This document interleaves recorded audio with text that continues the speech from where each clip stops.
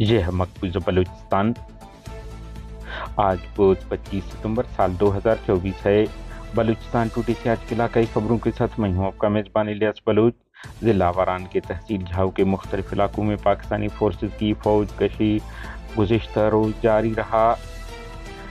کلات گوادر سے 2 طالب علموں سمیت 4 نوجوان جبری لاپتہ ہو گئے۔ ہاران فوج کے مرکزی کیمپ پر مسلح افراد کا حملہ۔ کیچ فورسز کے واٹر سپلائی کو بارود رکھ کر تباہ کر دیا گیا۔ کوئٹہ ڈیرہ مراد جمالی فائرنگ کے واقعات میں 2 افراد قتل، 1 زخمی۔ ہاران ایک شخص نے خودکشی کر لی۔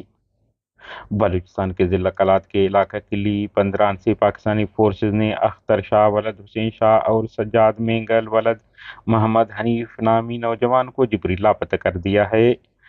علاوہ ازیں گوادر سے دشت کپار جانے والے 2 طالب علم موسیٰ ولد خالق داد، سمیر ولد مجید ساکنان دشت کو دشت دورو عربی چیک پوسٹ پر آرمی نے لاپتہ کر دیا ہے۔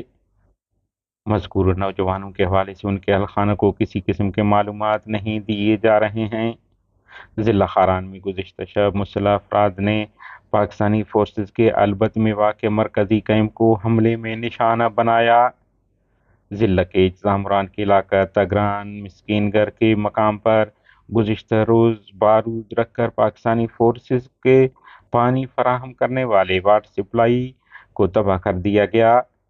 کوئٹہ کے علاقے میں فائرنگ سے بیٹا ہلاک، باپ زخمی ہو گیا۔ پولیس کے مطابق پیر کی شب کوئٹہ کے علاقہ غوث آباد میں مسلح افراد نے فائرنگ کر کے عادل نامی شخص کو قتل جبکہ اس کے والد سردار احمد اللہ کو زخمی کر دیا اور فرار ہو گئے۔ واقعہ ذاتی رنجش بتایا جا رہا ہے۔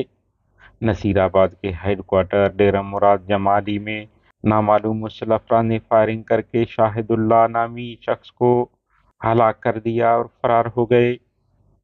ضلع ہاران میں شاہ فیصل نامی نوجوان نے ناگزیر وجوہات کی بنا پر خودکشی کر لی ہے۔